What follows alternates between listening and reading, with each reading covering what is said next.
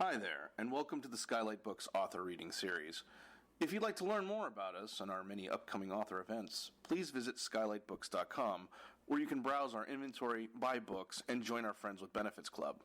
You can also follow us on Twitter, Tumblr, and Facebook. To speak to a real live bookseller like me, please call 323-660-1175. Thanks for your support, and enjoy. With that said, I'd like to welcome our author, Attica, Locke. Yay! I've been the events manager here at Skylight for almost 7 years now, and I was like, we've hosted Attica, I think, for all of her books, and we've hosted you for 4 out of your 5, which is remarkable. I mean, even among local writers, that's not a feat easily achieved. So we really appreciate Attica launching her books with us, and for you guys all attending. So Attica Locke is the author of Pleasantville, which won the 2016 Harper Lee Prize for Legal Fiction, and was longlisted, yay, for the Bailey's Women's Prize for Fiction, Blackwater Rising, which was nominated for an Edgar Award. Yeah. And The Cutting a Season, a national bestseller and winner of the Ernest Gaines Award for Literary Excellence. She was a writer and producer on the Fox drama Empire. Native of Houston, Texas, Attica lives in Los Angeles, California, with her husband and daughter, and she joins us today with her new novel, Heaven My Home. Please welcome Attica Locke. I have a short walk up here. Hello, everybody. Well, how lovely to close all this book tour stuff out in my chosen home. I was in my real hometown Sunday in Houston. It was lovely, but this is also my home, the home that I chose as a grown-up, which is different than the home you grow up in. So what I think I want to do is set a little bit of the tone, read a couple of minutes about where this book starts, talk about where it came from, and then we'll just kind of have a conversation if you guys want. Because this one is, they're all close to my heart. It's always like the latest one feels more close to your heart, but there's some themes in here that were really deep for me. So I'm going to read from the beginning. So this is Marion County in Texas in 2016. Dana would have his tail if he didn't make it back across the lake by sundown. She'd said as much when she put him out on the steps of their trailer, which she did, the second Rory Pitkin rolled up on his Indian Scout with the engine off, the toes of his motorcycle boots dragging in the dirt. She'd given Levi the key to their granddaddy's boathouse and a few dollars from the bottom of her purse and told him he had to be home before Ma and Gil got back or she'd burn all his Pokemon cards and make him watch. Lord, but his sister could be a bitch, he thought, enjoying the knife-like feel of the word so much that he said it out loud, a secret between him and the cypress trees. The rust-red light pouring through the Spanish moss told him he'd never make it home by dark, which meant he'd broken 2 of Mama's rules, missing curfew and boating after dark alone on the lake. Levi was not allowed to take his pappy's old V-bottom skiff into the open waters of Caddo Lake, which was so vast, if you had time, the inclination, and a day's worth of smoked oysters and clean water, you could ride it all the way into Louisiana. Gil said it wasn't nothing like it nowhere else in the country, the only lake to cross 2 counties and a state line. But Gil said a lot of things that weren't true, that he loved Ma, for one. He sure shit didn't act like it. Levi's real daddy. He used to come up on her frying bologna on the stove and kiss her neck and make her titter and smile, kiss him back. But anytime Gil walked in a room, Ma was just as likely to cuss him as to go stone still with terror. Levi didn't trust Gil any more than he would a smile on a gator. But the water, Levi thought, now that he was traveling it on his own, well, old Gil might have been right about that. Caddo Lake was a monster, a body of water that could swallow a boy like him whole. In most places, it resembled a weed-choked swamp more than it did a proper lake, a cypress forest that had flooded and been abandoned eons ago, and Levi could admit he was scared out here alone. Through the open sound south of Goat Island, it was a straight shot to Hopetown, the small community of trailers and shacks on the northeastern shore where Levi lived with his mother and his sister and Gil.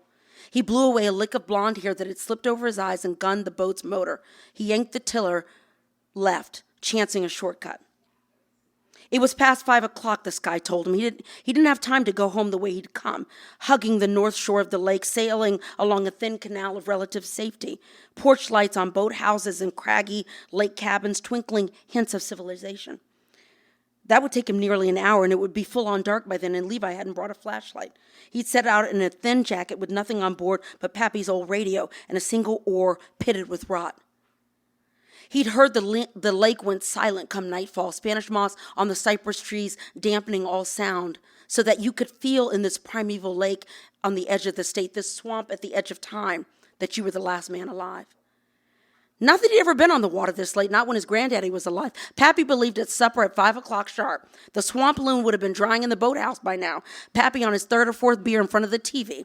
The old man steered clear of the lake after dark, always warning Levi how easy it was for a man to get turned around once night fell if he was moving on his own solely by the light of a weak headlamp. The lake was big and complex, the many bayous, tributaries, and inlets like a tangle of snakes on the Texas side. At least the part that sat in Marion County. It was a wetland maze that had mystified outsiders for hundreds of years. If you didn't know the lake well, you could easily mistake one cypress tree for another, take the wrong bayou pass, and never find your way out, not in near blackout conditions. The thought made Levi's heart race. The radio shot back on, startling him. It was Patsy Cline, cutting through a burst of static. A station out of Shreveport that switched from Zydeco to country near supper time. Another sign he was late. I go out walking after midnight. Midnight. The word felt like a warning. His granddaddy used to call it spending a night at the Caddo Hotel. Now, don't you ever fart around and end up alone out here at night, son, because ain't a soul gonna save you. Pappy was old enough to remember his granddaddy's tales of moonshiners and murderers hiding on the lake's many large islands. Injuns and spooks alike, boy. Thieves and Yankees, too. Pappy had grown up with gruesome tales of shootouts and knifings, not to mention ghost stories about souls roaming the waters, haints hiding in the trees. According to Pappy, wasn't no telling how many souls had disappeared out on this water. Thank you. So when I came up with the idea for this book series, it was to tell stories, crime stories along Highway 59 in East Texas. If anybody was here before, when I talked about Bluebird, all of my people are from Highway 59, small towns along the highway in East Texas. And when I came up with this idea and this character, I knew I would write about Caddo Lake before I had a story. Before you go read this book, when you go home, Google Caddo Lake and just take a good look, and you'll understand why I had to write about it, even though I didn't know what the hell I was going to say. It was just that evocative and important to me. And so then once I knew I was going to write about Caddo Lake, I had to kind of come up with a story, obviously, that was going to pull in where I left everything with Bluebird. So this sweet little blonde boy in this book happens to be the son of a captain of the Aryan Brotherhood of Texas. And so in this book, Darren Matthews, our ranger from Bluebird, ends up being called in and asked by his lieutenant to get involved in the case of this missing child. Can you find this child? And of course, the lieutenant is saying, well, also while you're there, it is about finding this child, but also we are in the middle of this task force to get these indictments against the Aryan Brotherhood of Texas. And this book takes place in December of 2016. Somebody has been elected, but has not been inaugurated yet. So there is a sense for the FBI that there is a ticking clock, that before a new Trump administration considers the Aryan Brotherhood some kind of an honor guard, maybe we need to lock these indictments down. And if there's a missing kid out in this town, perhaps then the frazzled family might have some loose lips and say some shit that we can use in this indictment. So that is what he is tasked to go do. And this town that he's going to is along Caddo Lake near Jefferson, Texas, and it's called Hopetown. Hopetown in this book is a freedmen's community. There are lots of freedmen's, no, not lots, maybe a handful of freedmen's communities left in the state of Texas. So freedmen's communities of ex-slaves right after the Civil War using the Homestead Act in order to gather land and build their own towns that had nothing to do with anybody else. And it was just black folks living out there with schools and banks and churches, juke joints, whatever they needed. It was there. And the book itself is dedicated to a freedmen's community called Nigton. Nigton, I'm going to let y'all take a minute to figure out where that name came from. Nigton is actually where my mother's father's people are from. That I come from people who started one of those communities. So in the book, Hopetown, there's one guy left. There's one black guy left. Everybody else is left. It's been hundreds of years. And there's no real reason anymore in 2016 to have this community per se. If everything is theoretically integrated and there's opportunity everywhere, why do we need to stay here in this tiny little dried up town? He's living there alone with a bunch of Caddo Indians that he's letting live on his land. But that little boy's father, in the beginning of the book, his people have started squatting on this land. And so Darren Matthews, this black Texas Ranger, rolls into a town that's got all this shit going on at once and is trying to find this kid, who it turns out, as sweet as I made him sound in that little opening, that kid ain't that sweet. That kid has sprayed nigger on somebody's wall. He's done all kinds of racial vandalism. And there is a sense that he is beginning to act out what is around him. So that the whole thing about this kid becomes a metaphor about, let me roll back. I'm going to tell you a story about where this kid came from, and I'll come back. I didn't realize this until the book was done and the book was in my house. I was taking a shower. Sorry for the imagery. And all of a sudden I was like, oh my God, that's where that kid came from, where this old story came from. Clara, my daughter, who refused to come tonight, that's 12. She has soccer practice. So my daughter is 12. In 2016, so she would have been in 5th or 6th grade, my daughter goes to a super, super, super progressive school here in Southern California. We all feel enlightened out here, right? Her school was in the climate march last week. During health and human development, there's a whole time where we talk pronouns. What does everybody want to be called? Progressive. There was a white kid who called a black kid the N-word at the school. And I was stunned. I was angry. I was so hurt and confused. And my reaction was very much like, anybody from school here, fuck that kid and fuck that kid's parents. They can't sit next to me at back to school night. I don't want to see them. I don't have anything to do with this kid. I start talking not nice things about a child. I was so angry. And I remember vividly on the day of the inauguration, there was a school event that the kids were putting on some kind of a performance. And I walked in, and I saw Dory. I saw the mother of another black child, and I burst into tears. And I was barely holding it together. And what was fueling everything else is the fact that that kid was there with his family, and it was just a soup of heartache in my head. It was Trump. It was happening. Nobody was stopping it. He was taking the oath of office literally while I was sitting in my kid's school, thinking about this young white kid who in 2016 had just called a black boy the N-word in LA. And this ended up sparking deep, deep, deep family conversations about this child. My husband and my daughter at the dinner table, we have probably talked about this, Carl, 20 times. Because I found that I could not forgive this child. And my daughter, for whom the N-word clearly means something different, was willing to forgive him. She said, Mommy, I feel sorry for him. I don't know why he did it. I don't understand it, but something's off. And she's quite deep. And I feel sorry for him. And I was still like, fuck that kid. And I felt like an asshole because I'm like the grown up. And that's awful. Like, why can't I see the humanity in a child? And this had been going on, like I said, for like 2 years. And then I understood where this kid in the book came from and how I came to this idea of the metaphor of Darren is trying to literally save this kid, but he's also trying to answer the question of whether or not racism can be stopped or whether it will continue to perpetuate itself into new generations. And I was kind of stunned by how afraid I was to forgive a child. He's not going to do anything to me. And it took this book tour. It took talking about this a lot. It took talking about it on NPR. And then I left, and I was like, ooh, everybody's going to look at me funny when I drop off Claire at school because I put everybody's business in the street, and I got really nervous. And then beyond that, I felt actual compassion then. And the compassion was not even just for the kid. I felt compassion for the kid's mother. Of course, I never used the school's name. I never used the kid's name, but they know who it is. And I felt compassion for her. I don't know that she knows why her kid did it. I don't know. But it started making me feel funny. And I started having these thoughts of, oh my God, am I going to fucking forgive this kid? Am I going to forgive this kid?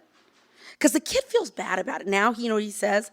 He says to Clara every time he has an interaction with me, your mom hates me. And then I felt bad because it's clear he feels remorse.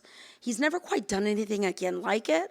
And somewhere on this book tour, I was like, oh my God, he's never going to come up to me and be like, hey, Attica, I feel like things are kind of weird between us. Maybe we should talk. So then I thought, and then Claire has a birthday party in like 2 weeks. And before she knew, I was like, he's never coming here. He's never, and I realized, oh crap. If I really forgive this kid, then I have to say to her, which I did, that yes, I do forgive him, and yes, he can come to our home.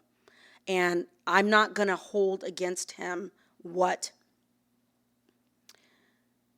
I associate that word with.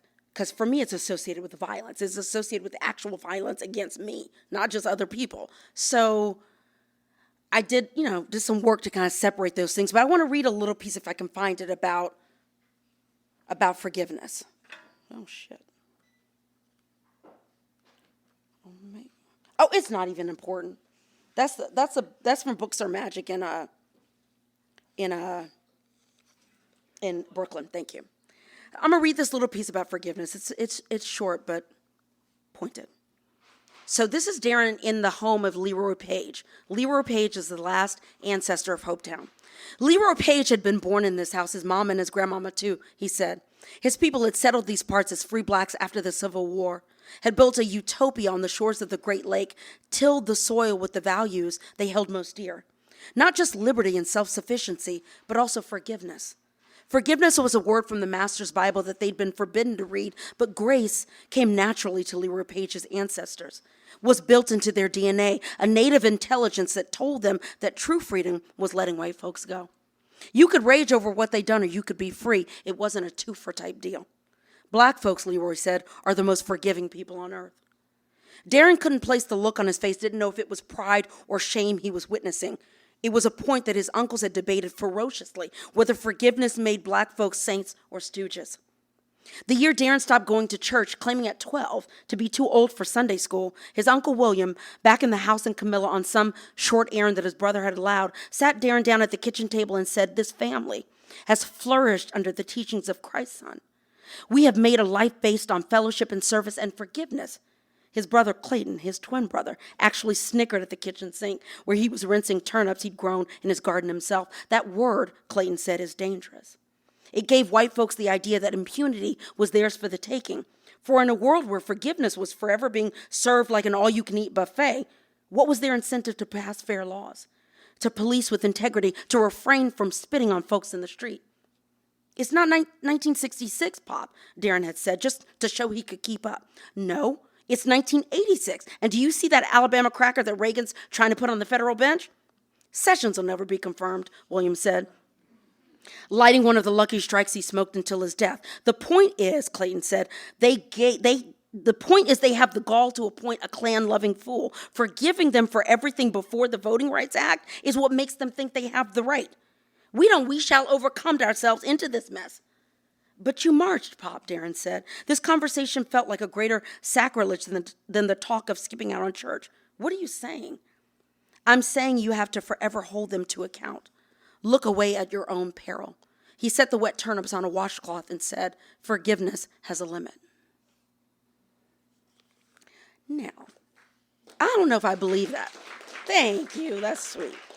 It's very dark and just whatever, but I don't know if I believe it. I believe Clayton believes it, but I think my life, I'm such a fundamental optimist that I live my life wanting to believe in things like forgiveness, wanting to believe in everything I could believe in before November of 2016, which was, I'm 45, so everything about my life has been a slow, difficult, dangerous, violent, hard as hell march toward equality. But there was always a sense that that's where we were going. So that it seemed like we were living King's dream, that we were on that arc of the moral universe and it was bending towards justice. People got hurt along the way. There was tears along the way. There were deaths along the way. But fundamentally, it was doing this. And for me to have that yanked out, I was thrown. It literally changed the entire narrative that made me be able to get up every day. I remember my daughter at 5 came up with something wild about race. She came up with something crazy, like somebody had told her that black people drink out of the toilet. And I was like, okay.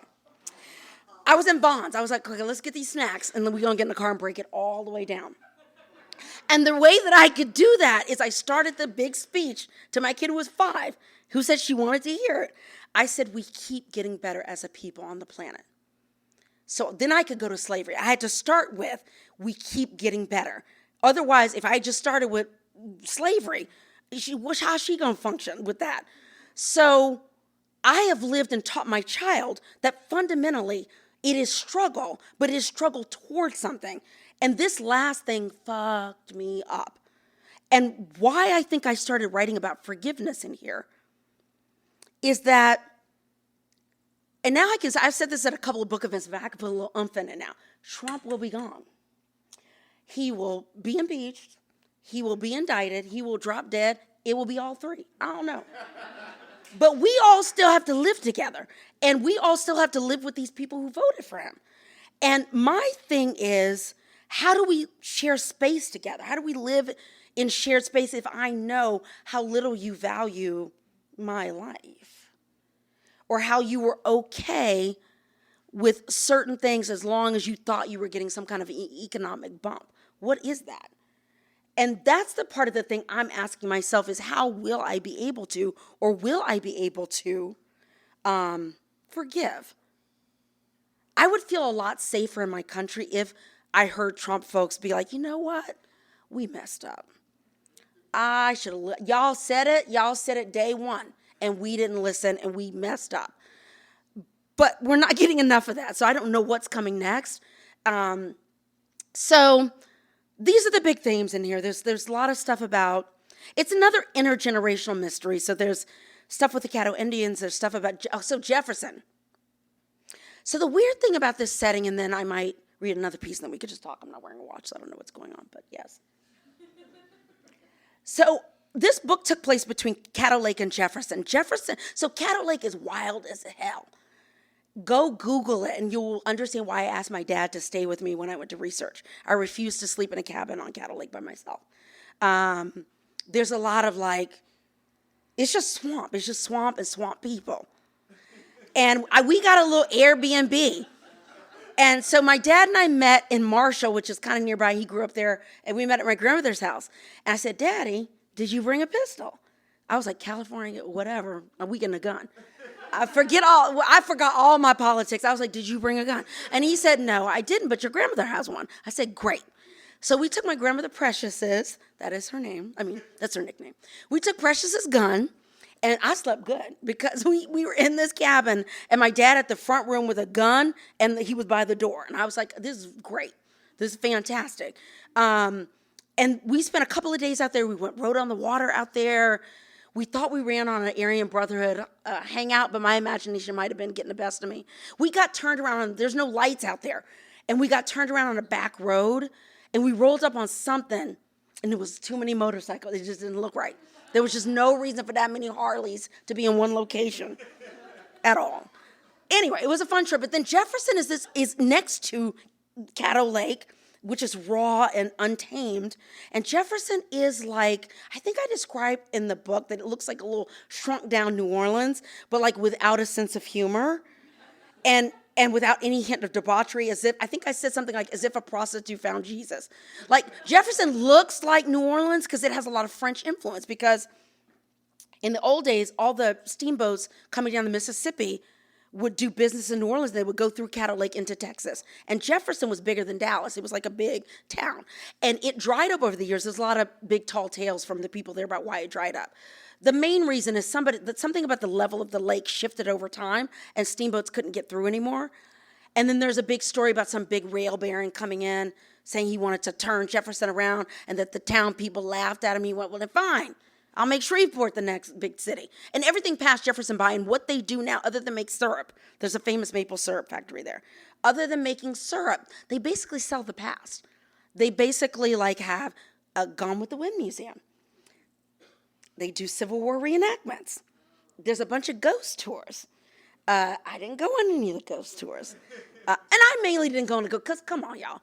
Every time, why could there no slaves on these ghost tours? You ever notice that? All these plantation tours is always a white woman just faint and just walking the halls upstairs. If a slave ghost came back, that would be a show. Now, that I might pay money to go see, but I don't need to necessarily see the whitewashed version of it. But anyway, all that kind of history is in here, and there's also a lot of fun. And I don't know how many people read Bluebird. Enough that I'm going to give you a little taste and I'll shut up. I got to catch y'all up a little bit with Darren and his mama. Yeah, baby. The night Darren Matthews broke into his mother's trailer, he hadn't had a drink in over a month. Well, nothing more than a beer or two, once or twice a week, and always in front of his wife, holding her gaze a few seconds before taking a sip, giving her a chance to speak or hold her peace, and grateful every time for her silence on the matter. In this new highly precarious phase of their marriage, she had made her concessions and he had made his. Their home life had stabilized, anchored against the rough waters since their separation and his time in Locke, Texas, by the simple pleasure of good sex, by its power to pluck out the best memories of a marriage for display and make you forget the ugly ones, the damaged plums hiding in the bottom of the bin. He'd forgotten how good it felt to fuck his wife, frankly, the ease with which the act braided together two souls. He'd forgotten how safe he felt with Lisa, how much his sense of himself rose and fell on the waves of her love and attention. And being wanted by Lisa had shifted the balance of power between them in ways that were new to Darren, who had spent their entire courtship and marriage feeling like he was always chasing, convincing, winning over. Now it was Lisa who daily did what she could to please him, to be worthy. The thing with his mother nagged at him, sure it did. But for a while he'd managed to convince himself that Belle's motives were not so much vindictive as they were desperate. She was a woman on the cusp of 60 who lived alone in a rented trailer, whose only son was childless and spare in his affections, content to see his mother once a quarter and even less if he thought he could get away with it. Her boyfriend was both married and her boss, and he paid her less than minimum wage to clean toilets 5 days a week.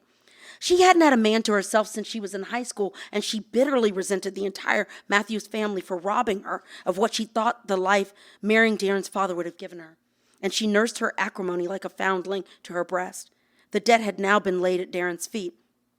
These past 2 months, he spent every day calling his mother, stopping by her place every weekend, clearing tufts of chickweed and bluegrass from the trailer, swept the stairs and cleaned the gutters without being asked, always leaving a few $100s in a case of beer on his way out. It was a dance they were doing, this country waltz, each pretending that Darren was a son who had been waiting for just the right opportunity to take care of his aging mother, that he wasn't here solely now because she was blackmailing him. Although she never used such a crass word, and neither did he. In fact, the one time he asked her directly about the gun, she'd taken it as his way of asking to spend more time with her. Going so far as to invite herself to dinner at his home in Houston, which Darren recognized for the punishment it was. Starting with her ridiculous request for clams casino and Black Forest cake, the recipes for which she'd actually clipped from an ancient copy of the Ladies' Home Journal she'd had since she was in high school and mailed to Lisa.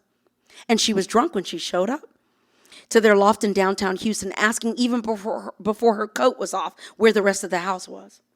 Lisa hung Belle's balding fur in the hallway closet and walked her to the dining room table. Their windows looked out on Buffalo Bayou, but Belle wasn't impressed with that either. We got dirty water in the country, too, she said as Darren pulled out her chair. Lisa wasted no time setting their first course, and Darren promised himself he wouldn't touch a drop of alcohol all night, watching as Lisa and Belle raced each other to the bottom of a bottle of drugstore Chardonnay, his mother's sole offering. These past few months, his wife had asked very few questions. She'd accepted his newfound interest in a relationship with his mother as a developmental fact of life, an inevitability she'd seen coming long before he had. She saw nothing nefarious in him announcing out of nowhere that he wanted to spend more time with her, to look after her more if he could. Twice she'd actually called it sweet. Tonight, her hair up in a thin ponytail, gold drop earrings swinging every time she laughed or nodded, she reveled in hearing Belle tell stories of Darren as a boy, how she put powdered red pepper on his hands while he slept to stop him from sucking his thumb. Teeth would have been bucked here to halfway to Dallas if it wasn't for me. How she tied a string from her front door to Darren's first loose tooth to yank that little sucker clean. He didn't know why her stories were all teeth-related, but what did it matter? His mother hadn't raised him and didn't have the love and the trust of the men who had, his uncles William and Clayton. It was all of it, a fiction invented between the soup and the main course, except one story she told about standing behind the chain-link fence of the playground at his elementary school watching him play, and how she cried later when Clayton got wind of it and told the principal to bar her from the grounds. Is that true? Darren asked. And when his mother mumbled yes, he felt a warmth spread in his throat. His tongue grew useless, and he couldn't think of a single thing to say. By dessert, Lisa was tipsy, skin damp and eyes bright and glassy. She looked at him and asked, "Hey, Darren, why am I just now getting to know your mother?" Belle let out a tiny bark-like laugh. What a good question, Darren. Why is your wife just now getting to know me? She waited for him to explain himself, and when she was met with nothing but raw silence, she reached for the wine bottle, poured the last thimbleful before rolling her grenade onto the elegantly dressed table, saying apropos of nothing, what a shame it was that the San Jacinto County Sheriff's Department never found that little .38 that killed Ronnie Malvo. That the thing could be anywhere, but surely someone knew where it was. Why, it would take only a phone call to Mr. Frank Vaughn to solve the crime. She looked at Darren, making sure he understood she knew the name of the San Jacinto County District Attorney, as she snapped her linen napkin across the lap of her Lee jeans. What? Lisa said, pressing her fingers against chocolate crumbs on her plate and licking them off. Darren felt protective of her and the peace that had settled over their marriage. His mother would destroy it if he let her. It wasn't enough to threaten his career as a Texas Ranger. Belle Callis wanted his marriage hanging by a string, too. Thank you. I feel pressed to tell everybody before we go to Q&A that somebody in this room actually put red pepper on my fingers while I slept and then put my thumb in my mouth and then screamed. So maybe somebody just a few years older than me with a sadistic streak. My sister Timby, everybody. Anyway, anybody have any questions about the book, Texas, Boots, When They See Us, Empire, anything?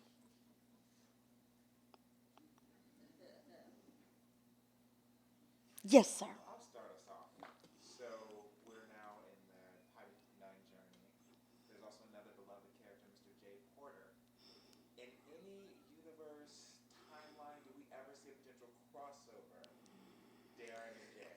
I've thought about it because you mentioned it, Doug. That's my brother. I've thought about it, but I don't know. I mean, it would just have to come out organically. It would be interesting because Jay would be an older man. And I actually would be kind of curious what in the world he would think about somebody like Darren. But that is kind of interesting. I do fear coming across like a one-trick pony, that I just kind of toggle between these two characters instead of, I don't know. But yeah, that's possible. It's possible. Anybody else? What are you giggling about, Carl?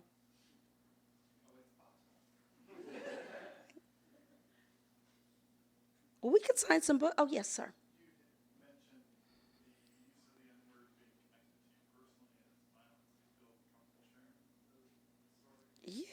Yeah. I mean, yes. When I was about the age of the kid in this book, I was 9.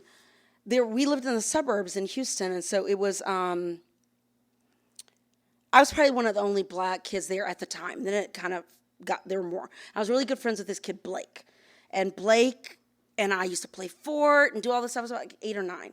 And then one day Blake asked me to come out. Like, he saw me come out of my house. He said, Attica, come down here. And he was way, like, if you can imagine where the register is. He was way down there. And so I started walking towards him. And then out of nowhere, this other kid who lived on another street, I think his name was Craig, I don't remember, pulled out a gun. It was a BB gun, but I thought it was a gun because it's a rifle, and called me a nigger and then shot me.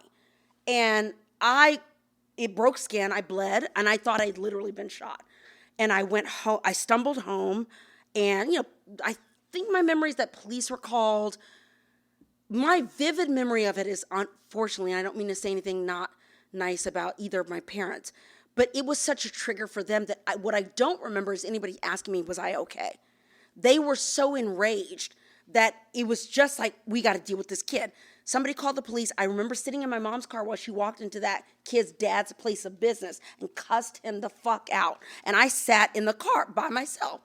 And I get it. I get that rage. I do wish somebody had said, how are you doing, Attica? But nobody did. It just wasn't thought of. So this is why that is so extreme. That's why I say it's not fair for me. I don't know why the kid at my daughter's school did what he did, but it's not fair to conflate those two. It isn't. It isn't. Though, yes, that's an awful thing that happened. And for me, the word, I mean, I'm a black person who's a hypocrite about the word like every other black, well, maybe not every black person. I mean, it's in some songs I have. It's in some songs I listen to. I don't usually use it in conversation. We don't use it in our family in conversation. I don't let Clara listen to those songs. She wanted me to download Lizzo for her, and I wouldn't do that. But at the same time, I have a dear friend who says it a lot. And every time he says it in conversation, it sounds like just an old black man on the corner, just with some shit to say. And it makes me laugh every time I hear it. So I'm a hypocrite about it, but the word first and foremost is, for me, connected to Confederate flags and actual danger, like actual somebody might get hurt kind of thing. Yeah. Yes, Steph. I wanted to ask about writing 2 books now about someone in law enforcement. I know you wrote When They See Us, where law enforcement is clearly on one side, and and especially a black Texas Ranger. Can you talk about that? Like when you were conceiving the character, that balance that he has, that kind of line he has to walk. I know in this book there's a whole part where like he and his fellow Rangers of color are getting together and talking about the election. Yes, I never wanted to write a cop because I don't see myself as an authority figure. I see myself as an outsider. And also, it's like your job to do it. Like, I like stories where, a beautician stumbled on a body at the dumpster and now she's got nail clippers and some acetone to figure it out. Like, that's interesting. It's not that interesting if it's your job to do it. So I always thought that was kind of boring. But then I knew if I was doing this series of crimes and there was a character that was going through it, it had to be a ranger. And I've said this before, but reading Jill Leovey's book, Ghetto Side, was a game changer for me because it allowed me to understand black people who choose to police and where that comes from. And then once I understood his uncles and that I could take these twin uncles who look exactly alike and let them represent a fracture in the black psyche, then I felt free. I felt free to let Darren have all this roiling in his head where he's not sure about certain things. I'm going to tell you an interesting thing that I did not put on Instagram. No, I didn't put on Twitter or anything. Timmy's like, oh, you should put that out there. I was like, no. Black Twitter will eat me alive. I'm not going to do it. I was just in Richardson, Texas for a paid book event. I didn't really look at the itinerary that closely. And so then I realized that there was a police chief sitting at my table at I did 3 events over 2 days. There was a police chief at the table. I was like, oh, I don't know about this. So not only did I look him up, I started looking up election results for Dallas County and Collin County from 2016. I need to know who I was talking to. So I get to this thing, and the cop comes to my table, and I said, you read the book, right? And he said, yeah. I said, you still want to sit here? And he said, yeah. And he said, Darren Matthews is like my best friend. I just thought he was being nice. I was like, okay, great.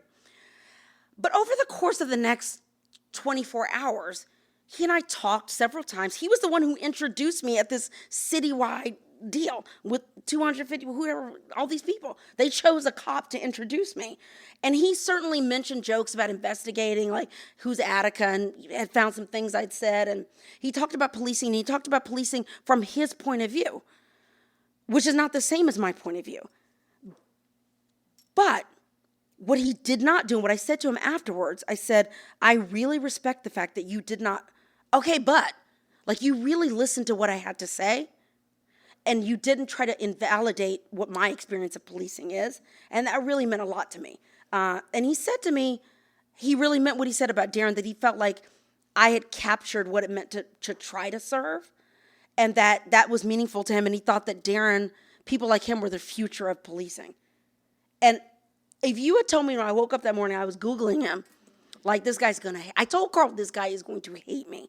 And by the end of the day, we're Facebook friends. We got pictures together, like the whole thing. And I was not going to put this on Twitter because Black Twitter can't do nuance. They can't. I love them to death, but I would be roasted alive. So I'm going to have my private relationship with you all know it, and me and Chief Pruitt know it. That's all the people that need to know.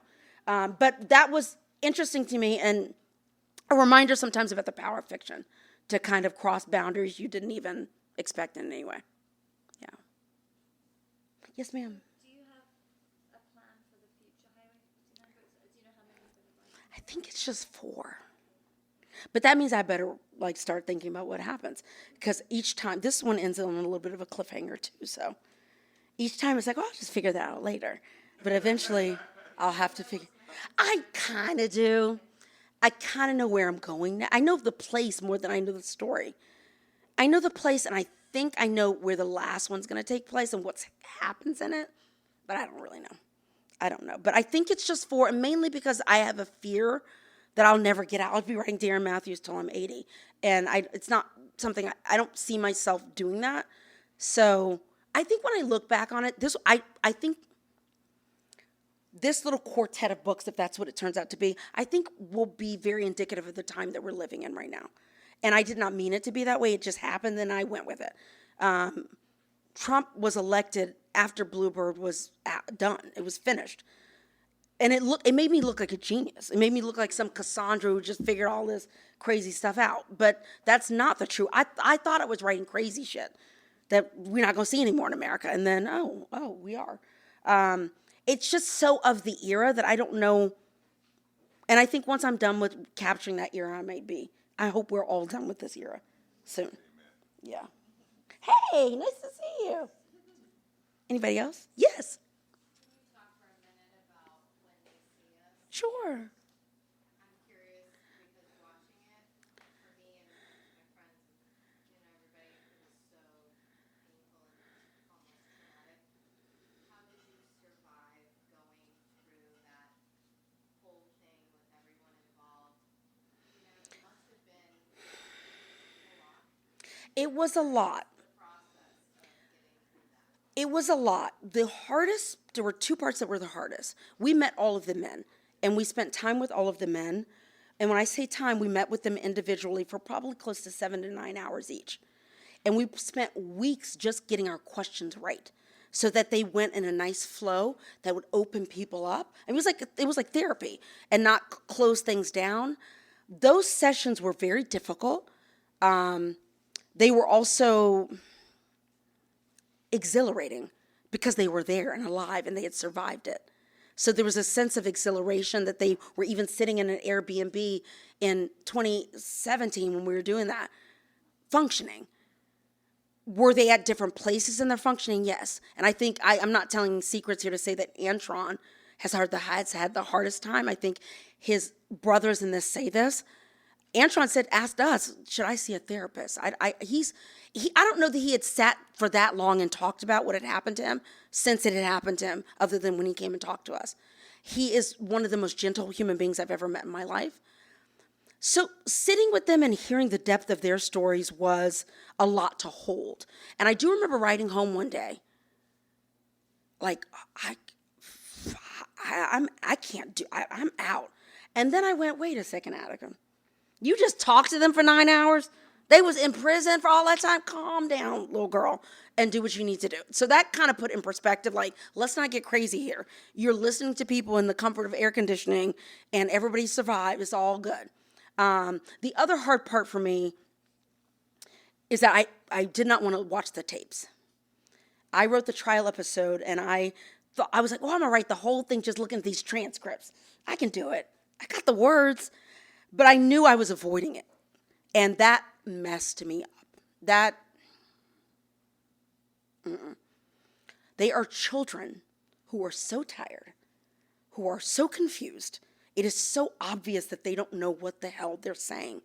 And they're trying so hard to get it right. It's literally like watching a kid when they don't know how to answer right in school and they're like stumbling to get the right. That's what it feels like. And other than, like, Corey had a girlfriend.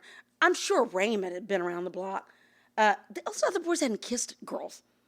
And all of a sudden, words are being put in their mouth, and did you put your penis here? And then who was touching her here? And then did he say it felt good? Like, and they're just like in a daze. That was the hardest thing for me to do. And I remember talking to my therapist at the time, and I said, I think I'm writing something bad because I'm not feeling things. I feel flat. And she said, you're just protecting yourself. It's okay. And when I burst open was the tapes that I had been feeling very much like, this isn't any good because why am I not crying? This is so big. Why am I not crying? But then when I watched the tapes, I burst open, and it, for me, in my lifetime, feels like the highest and best use of my talent. I'm so honored to have been asked to have met them. They have a core of integrity that has been with them since they were kids. I mean, the scene in the book, when they realized that they lied, that they were all tricked, and once they apologized to each other and said, I don't know what I was doing in there, man, they have never left one another since. Even when it was illegal for them to communicate in prison. They were not allowed to communicate with their co-defendants. They would work out a system where Corey would, actually, I'll tell something about Corey in a minute. Yusef might give something to his mom, who would then go back to Harlem and then give it to Antron's mom. Then Antron's mom would give it to Antron in his facility. Like, they found a way to stay connected, except Corey, because he was older. And he went right to Rikers Island, and then he went to prison. And Corey is my heart. He is so wise. He just has a very poetic soul. And when you think of the truth of it, which is this only happened to him because he didn't want his friend to be alone. None of the boys had ever been in a police station, ever. And I don't know, I'm not sure why Ava cut him. Maybe it was for time or whatever. What Corey actually said when the cop was like, his name's not on it, but the other cop was like, come down. And Yusef was kind of like, please, I'm scared. And what Corey actually said is, can I just go say something to my mom real quick so she knows where I am? If you remember in the thing, his mom, Dolores, is like, I don't know where my son is. He said, can I just go tell my mom? The cop said, you'll be back before she even gets home. And he didn't come home for like 16 years.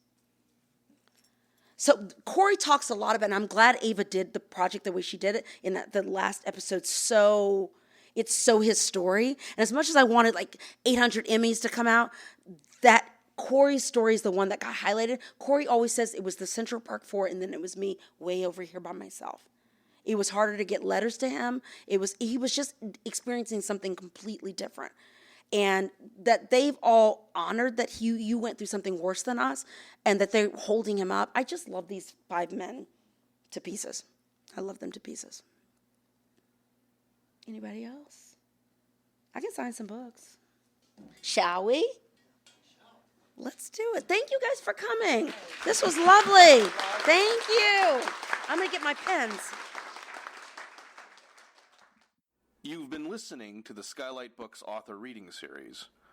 Don't forget, you can listen to this and all of our other great podcasts at skylightbooks.com. Thanks again for stopping by, and we hope to see you soon.